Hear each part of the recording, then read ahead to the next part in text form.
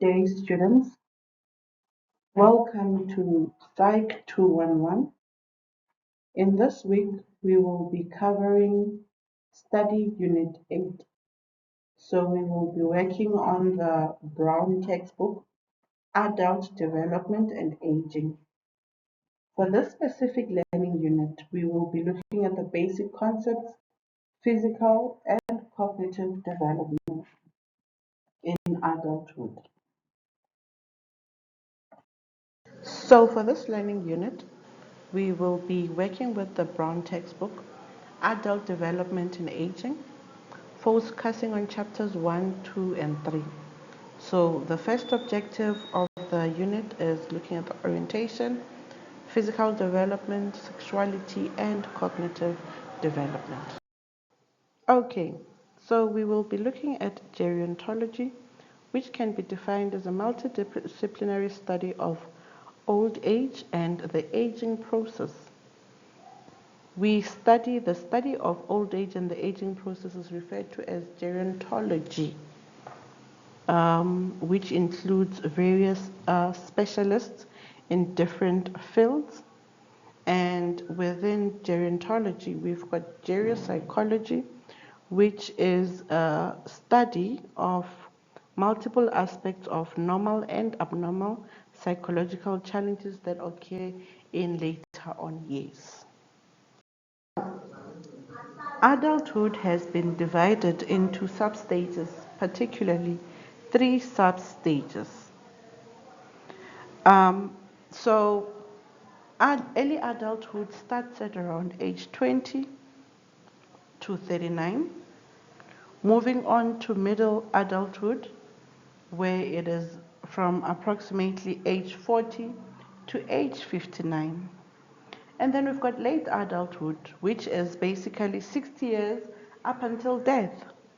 Now, late adulthood is often divided into 3 other subcategories. The oldest being 85 and older, moving on to old, which is 75 to 84. And then we've got the young old, around 65 to 74. The next slide is on perspectives on education. But before I go on to defining the different perspectives on aging, it is important to understand that age is a relative concept and it should be seen within its context. It should be seen and understood within context or within the cultural space in which the individual is found in.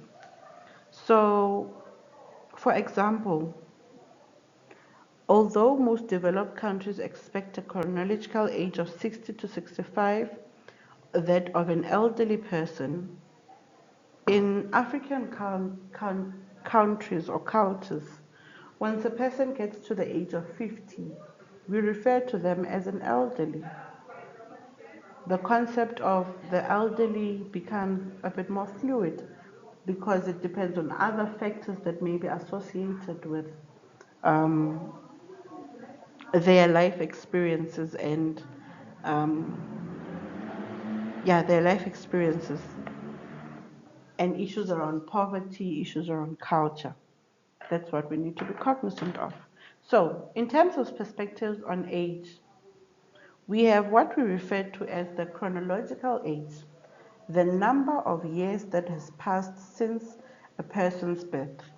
So the chronological age of someone who was born in 2000, in the year 2000, at this point they are 26 years old this year. If they were born in January 2000, they would be 26 years old. And then we've got the functional age, total ability of an individual to function effectively in their environment. We also have the psychological age, which refers to the ability of a person to adjust to the environment and cope with the associated challenges, as compared to individuals of the same age. So, are you able to cope and survive, to adjust within an environment as compared to other people your age, your psychological age. And then we've got social age, determined by the degree to which a person's role in a society meets the expectations and perceptions of that society. The last one is biological age, physical condition of a person in comparison with their peers, I would like to believe. In comparison to their peers. And in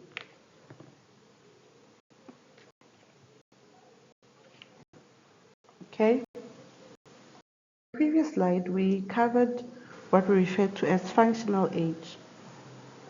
Functional age is the total ability of an individual to function effectively in his or her environment.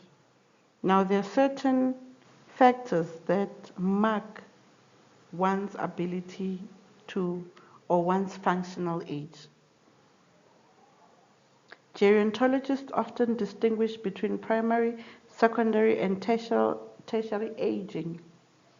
Primary aging refers to a typical, primary aging refers to a typical aging, especially gradual physical deterioration. It is universal, inevitable, and caused by inborn biological factors. So, primary aging, basically you growing old, individuals having wrinkles or them becoming old, it's inevitable. There's nothing we can do about it in terms of how the biology of an individual works. And then we move on to secondary aging, physical deterioration accelerated by disease or external factors such as stress, unhealthy lifestyle. It is oftentimes impreventable. It is preventable, right? It is oftentimes preventable. Okay,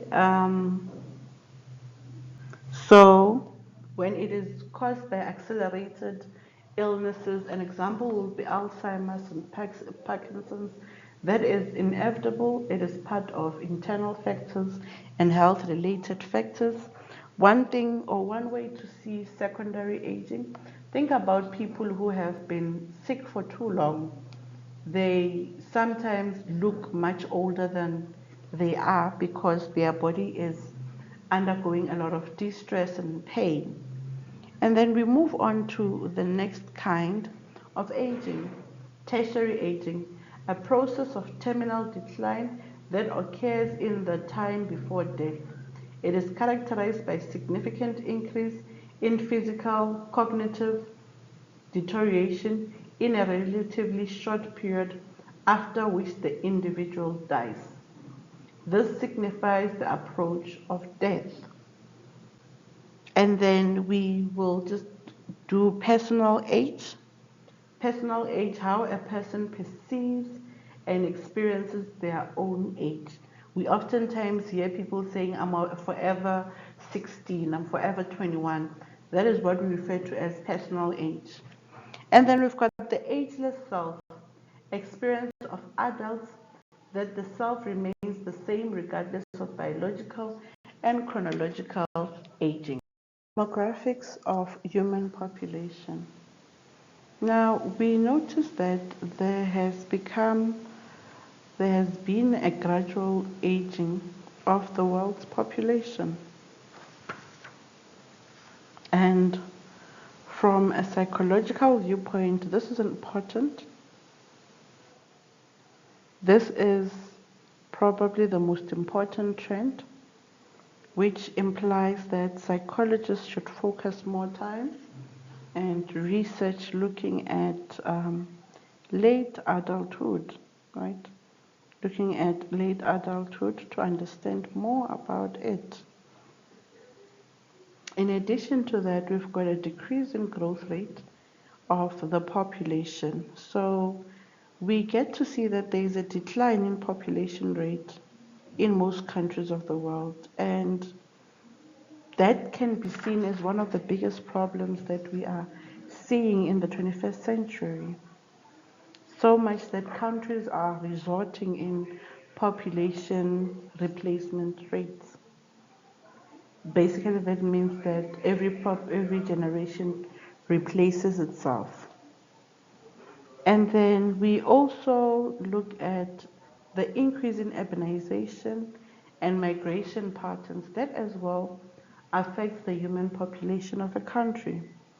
Now, in terms of urbanization and migration patterns, we have what we call immigration and immigrants. So this refers to moving from one place to the other. And when it comes to this in relation to human development, we notice that there is a huge increase in moving towards urban areas. This does affect the rural areas where people would have moved from. And then we also have migration because of skills. You're moving from one area to another area because your skills will be more valued in an urban area or different areas.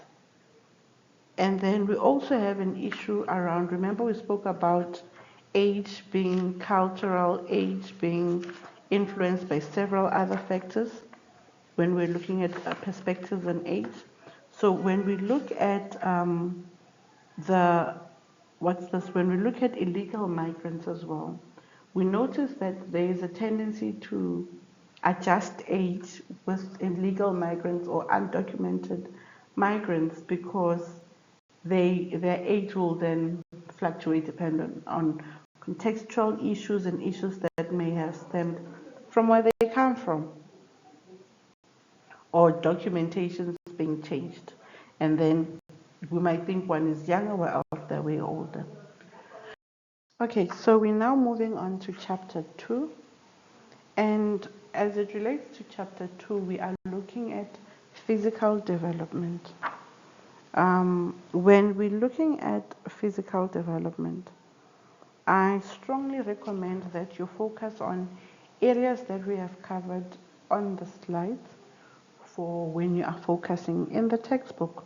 So we will do brain development, we will do sight and hearing, we will cover stamina, physical appearance. We will also look at menopause as part of physical development in adulthood. The first component that we'll look at in terms of physical development is the brain. So as an individual continues to grow into adolescence and early adulthood, the brain size and weight reaches its maximum capacity in early adulthood. And around middle adulthood, especially around the age of 50, there starts to be a deterioration in the brain. So resulting in a decrease in the number of neurons or nerve cells in the brain. We also note that every 10 years, there's sort of like a 2% reduction in neurons or nerve cells within the adult. We also noticed that we spoke about neurogenesis. So for centuries, it was believed that human bodies cannot make new neurons, but the brain specifically was seen as an organ that is unable to produce or repair neurons. However, earlier research has indicated that the reproduction of adult brains, so it has shown that there is a production of neurons, right, which is basically neurogenesis in adults. But then we see that that gets to stop as the individual gets older. Another thing is that because of the aging process, the neurons or neurotransmitters then start to function a bit slower. They start to function a bit slower in old age, and these changes are not abrupt, it's not changes that we'll see immediately, but they happen minimally. People do not usually notice them, but then the brain starts to function slightly lesser than it would. And we see this in old people, or we see this manifesting amongst old people in the sense that they perform tasks somewhat slower than they would, than a normal person or younger person would. They react a bit slower. Their mental function also tends to reduce. Their vocabulary is also affected. And then we also notice issues around their memory. They now have short-term memory. They struggle to recall information or process information fast as the way they usually would. Okay. Okay. So as it relates to physical development, we will start by looking at the senses. The first one being vision or sight. So an individual's vision is at its best at age 20, and after that it remains relatively constant until approximately the age of 40. Between the ages of 20 and 30 years, the vision becomes sharp, or there's visual sharpness.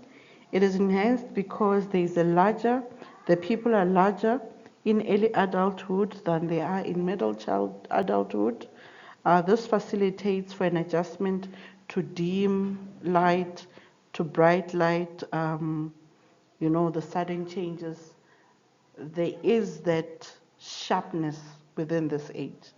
But then vision begins to deteriorate with the onset of middle age because there is a gradual thickening of the lens, there is a loss of elasticity, increased lens density, there's a decline in the process of accommodation or the ability of the lens to change shape to focus or maintain on an image on the retina.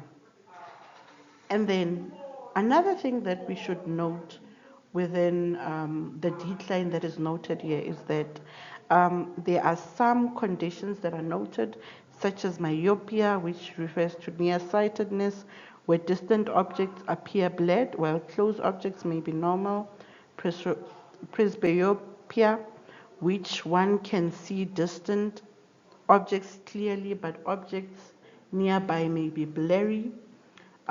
This occurs because the lens gradually loses its capacity to accommodate to close objects. People in their middle age tend to hold a book or newspaper much closer for them to see. Another thing that we note is the issue of dark adaptation, changing from brightly lit to dim environment. It may become slower, or this starts to deteriorate in middle adulthood. On the other hand, we've got late adulthood from age 50. Because of the deterioration of vision, at least 80% of 50-year-olds need to wear glasses, especially reading glasses. The vision tends to deteriorate in older people, is noted even by the World Health Organization. Some of the deteriorations that we see, there is visual dysfunction in general, there is glaucoma, pressure buildup. This basically speaks about the buildup of fluid inside the eyes. And then we've got cataracts,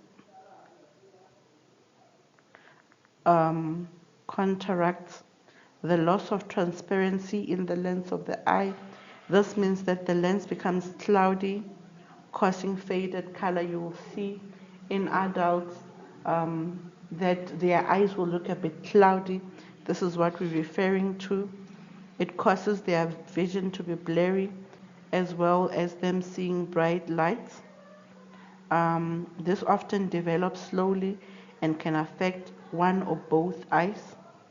And this is a result of aging.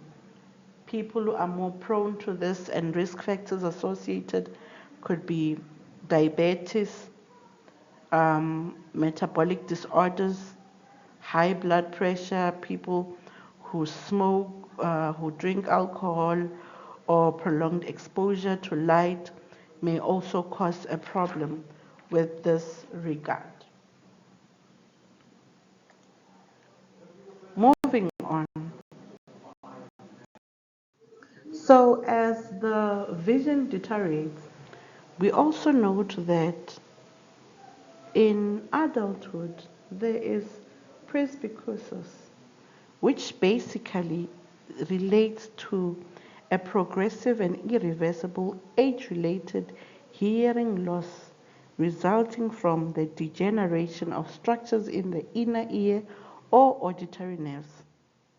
The cause of this is a combination of genetics, cumulative environmental exposure, and psychological challenges related to, physiological challenges related to aging. So gradual hearing loss is a result of aging, right? It becomes a bit difficult to hear certain frequencies. Um, Presbycusis is the most common cause of hearing loss and the second most common illness next to arthritis in aged people. So if you have, let's say if you have a family member, a parent or guardian, or a partner who is um, elderly but has good hearing, I think that's one thing they should celebrate. But as people grow older, their hearing becomes affected. Most characteristics, the most characteristic symptom is the inability to hear high notes. And what we note with hearing problems is that sound or speech becomes dull, muted, or weak. The need for increased volume on television, you'll note they prefer to increase the volume. They prefer to have increased volume, difficulty in understanding soft speech and whispering, difficulty in speech discrimination against background noise. So those are some of the issues noted with hearing. And some of the risk factors associated with hearing problems is there is depression and low self-adjustment problems, because one now needs to adjust to, I was able to hear at one point and now I can't. In terms of statistics around presbycusis, it's that this occurs after the age of 50, hearing loss is noted. There is a decrease from at around 50 years, there's like 5% decrease, 65 plus, 25 to 40% decrease, age 70, there's 50% decrease, age 85 plus, it's like 80% decrease. But we should understand that this does not mean everyone has this issue, but the decrease does exist, it does occur with age. As it relates to taste, smell, and skin, we notice that the taste becomes less sensitive after the age of 50. As it relates to smell, there is a decrease in smell sensitivity after age 50, and this has an impact in terms of one's safety and mood. And then as it relates to skin, there is poor temperature regulation. You'll know that elderly people will indicate they're either feeling cold or hot. Okay, so we move on to the third one aspect, muscle strength and stamina. So individuals' muscle strength is at its peak at around age 25 to 30 years. Between the ages of 20 to 70 years, there is a loss of 40% muscle and 30% of muscles. There's a decrease in speed, loss of bone density, depending on, there's a loss of bone density. And then stamina tends to decrease, as people grow much older or in adulthood, late adulthood. There is the strong heart and lungs, and then there's a decrease in fluid in the body. Basically, there is a loss of about 30% of stamina amongst the elderly.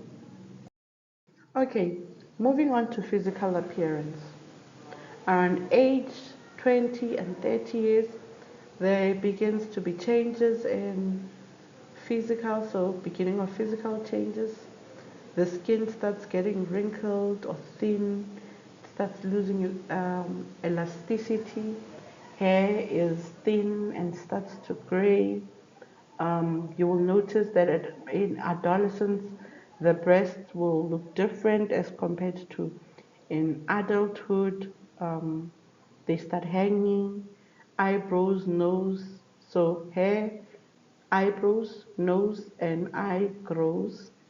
So hair on the eyebrows, in the nose, in the ears starts to grow. Veins starts to be more visible, and they are physical impact. It starts to impact one's physical, like the development in their physique starts to affect the individual's functioning. Okay, relating to height and weight, men lose 3 centimeters in length, whereas women lose around 5 centimeters in length. As it relates to muscle loss and strength, and there's also a loss in bone compression. There is a loss of bone mass and increased bone porosity, and then weight tends to increase at this age. Um, and then there's less calorie usage in the body. Remember, the individual starts getting tired, so there's less calorie use. That's why you'll also notice when people have attempts to lose weight, they say it's much difficult to lose weight as one gets older. Okay. In terms of internal organs, the cardiovascular and respiratory system, the heart size increases. The size of the heart starts to increase, as you can see in the diagram here. There is an increase in the size of the heart, um, and then the aortas lose the elasticity. There is a decrease in beat per minute. As you can recall, for newborn babies, the heartbeat per minute is much higher, but then as the individual gets older, the heartbeat starts to decrease per minute. There's a decrease in elasticity of lungs. Um, 70 or 20 to 70 years, lung capacity loss, and then other internal changes such as the bladder ability to hold urine for longer. There's a loss of capacity, so from being able to hold 500 milliliters to now decreasing. The immune system starts to be affected. There's a decrease or higher risk of infection as the individual. And lastly, as it relates to physical development, we've got climacteric and menopause. Climacteric basically speaks about the transitionary period of premenopause. There is a decline in fertility and ovulation that occurs around age 40 to 50. And then we have menopause that follows. When menopause follows, we note that menstruation stops and um, there is rapid changes or decrease in estrogen within the woman's body, marked by hot flashes, anxiety, decreased libido, depression, insomnia, and mood fluctuation. Some other common symptoms of menopause include hot flashes, night sweats, um, irregular periods. So the beginning of it is irregular periods. And then here and there, sometimes the individual may go on the period. Um, and there's also vaginal dryness that occurs that can be linked to the decrease in libido. Moving on to sexuality, which is found in page 89 of our textbook. So sexuality includes all components and facets of human functioning. It is integral to individual well-being. It is integral in terms of one's social quality of relationships.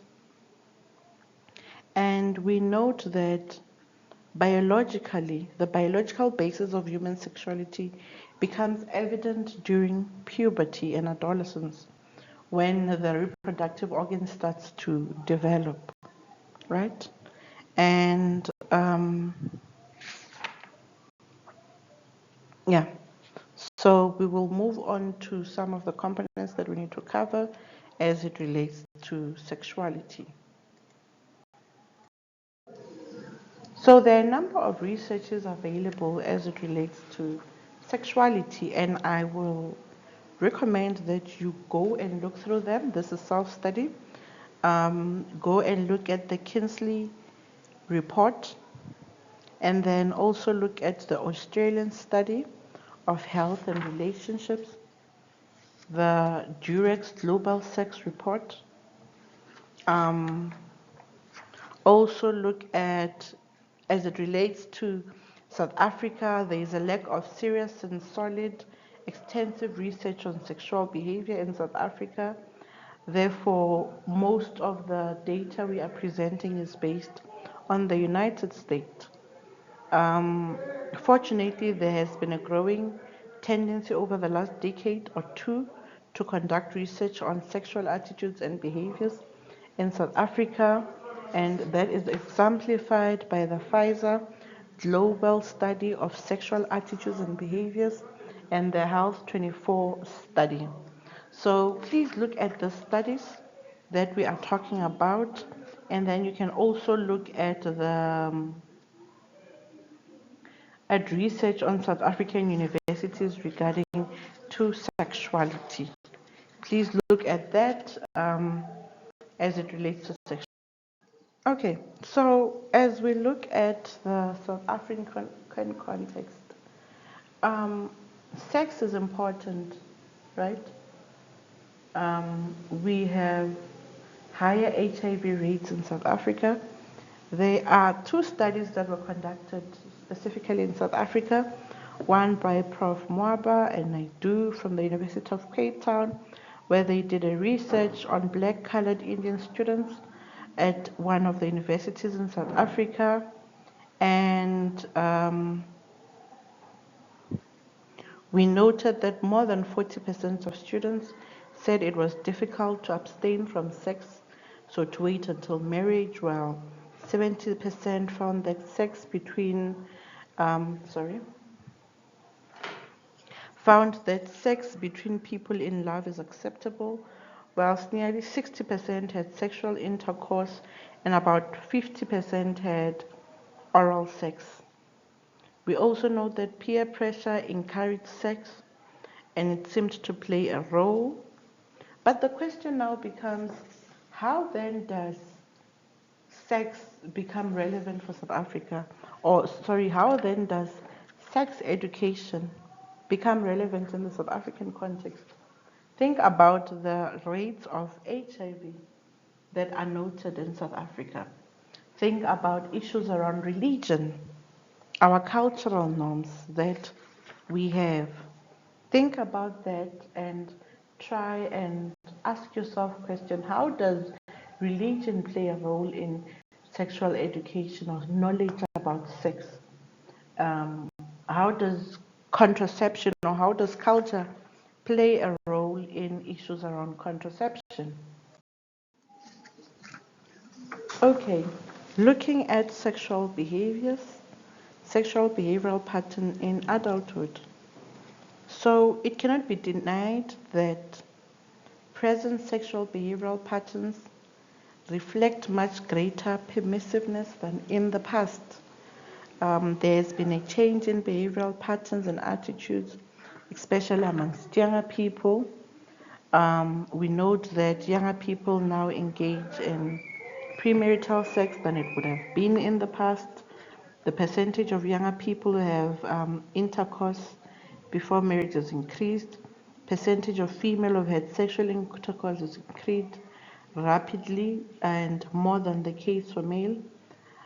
Thirdly, in movement away from double standards of the past, when it was more acceptable for males to have sex than for females to engage in premarital sex, this has changed. And then, as it relates to adulthood, so there's been a move away from double standards. Okay, we move on to adulthood. In middle adulthood, on the other hand, that's around age 46 to 55 years, there's a decrease in sex and interest in sex. Quality replaced with quantity, so how frequent people have intercourse is now replaced with quality. Sexual relationships are more satisfying. Sexual activities less um, genitally and more intimate and psychological. There is an increase in sexual fulfillment. Um, People are less fearful or they are not afraid of being pregnant. After menopause, conception can be ignored, contraception can be ignored. There's more privacy because children get to leave the home and the parents get to be alone. Sexual behavioral patterns in adulthood. Now, looking at late adulthood, there is a myth that the elderly are not sexually active. But this is incorrect. People who are more sexually active than younger people are, so people who are more sexually active when younger are more active in old age. So around 70 years, 89%, and 30, and 93% of 80 years to declare still interested in sexual intercourse. There's a high rate of people who declare to be still interested in sexual intercourse. But some issues that we note amongst in late adulthood is the sexual drive, some of the problems, vaginal lubrication, where there is dryness, this can be linked to menopause, inability to achieve an orgasm, and erectile problems can be noted in late adulthood. Now, moving on to cognitive development. When we look at cognitive development, we now need to go to chapter 3 of our textbook, which is found in page 108. Okay, as it relates to cognitive development, please, cognitive development starts in page 108, but for the focus of this class, please move to page 138. So, scientists originally thought that intelligence was a single trait. So, broadly speaking, the capacity to learn, reason, understand. In fact, many psychologists believe that this ability measured by intelligence tests and formulated it as IQ, or generally intelligence factor. However, during the first half of the previous century, many psychologists began to realize that intelligence is multifaceted. And we will move on to how intelligence is multifaceted as we talk about some of the dominant psychologists who made a huge contribution as it relates to intelligence. But first of all, does intelligence increase or decrease with age? Also, what is intelligence? Why would we find it difficult to define? Right? You can think about that as you read through this chapter. Information on Robert Sternberg's theory will be explained in the next slide. So as I had initially discussed, I spoke about how there were debates around intelligence, and one of the most important contributions made about within the debate was that intelligence is multifaceted, or there is a multiple approach that argues that people can be intelligent in different ways and that evident intelligent behavior is an important part of intelligence, right?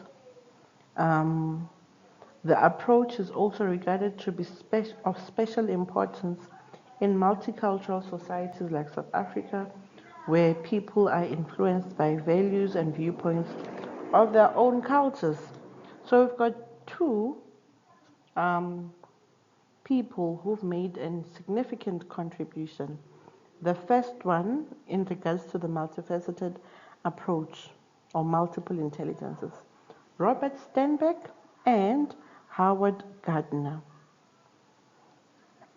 Robert Sternberg, who as a child did not really do well in school, but later became a well-renowned professor, right? And he developed the theoretic theory of intelligence because he believed that um, intelligence is more than what is measured by intelligence testers. He defines intelligence as the skill and knowledge needed for success in life according to one's definition of success within their own social cultural context. As indicated before, the scientist was a mechanic builder, businessman, farmer. So as indicated before, the scientist, mechanic builder, businessman, and farmer can all be viewed as intelligent if they make the most of their potential. So within their space of functioning, one can be seen as intelligent if they make the most of it. And then on the other hand, we've got Sternberg, right?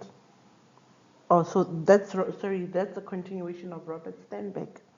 With Robert Sternberg, he speaks about analytical components, analytical or componential intelligence, which refers to how a person processes and analyzes information. It includes abstract thinking and logical reasoning. This is the traditional notion of intelligence and is associated with academic achievement.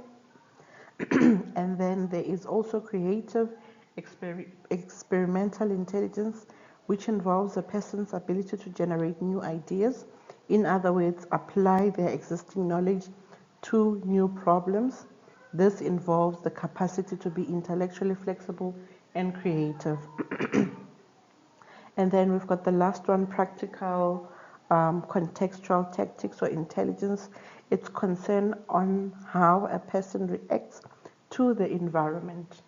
So it involves an individual's ability to adapt in a space or their environment to make it more acceptable.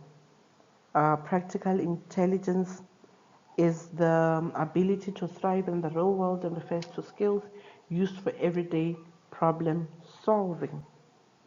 And then on the other hand, we've got Howard Gardner. Howard Gardner speaks about intelligence in a different way. He speaks of multiple intelligences. Howard Gardner speaks of multiple intelligences. Excuse me. So he views intelligence as a biopsychological ability to process information in order to solve problems or create products. So he identifies 8 different levels of intelligence.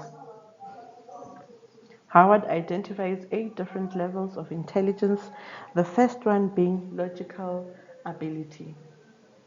Logical ability basically looks at mathematics, um, reading, comprehension, writing, spoken word. Logical mathematical intelligence, right?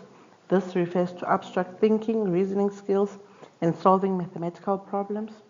And then we move on. We have got, let's see, natural intelligence, understanding patterns of the natural world, plants and animals. We move on to picture smart. With picture smart, it's spatial intelligence, ability to understand relationship between objects and to get from one place to the other, being able to read map. In terms of careers or people who excel would be someone who excels in geography, that's picture smart, spatial, they are aware of the spaces they find themselves in. And then we've got bodily kinetics, with bodily kinetic skills at dancing, athletics, hand-eye coordination, and body control. We've got musical smart. Musical intelligence relates to sensitivity to sound patterns, ability to compose music, play musical instruments. That's another level of intelligence. We've got interpersonal intelligence, self-understanding, understanding one's own feelings and inner life. That would be interpersonal intelligence. And then there's intrapersonal intelligence. With intrapersonal, sorry, I mixed them up. So with interpersonal relates to social skills, sensitivity to other people's behaviors, motives, and emotions, whereas intrapersonal is self-understanding, understanding one's own feelings and inner life. Those are the multiple intelligences according to Howard Gardner.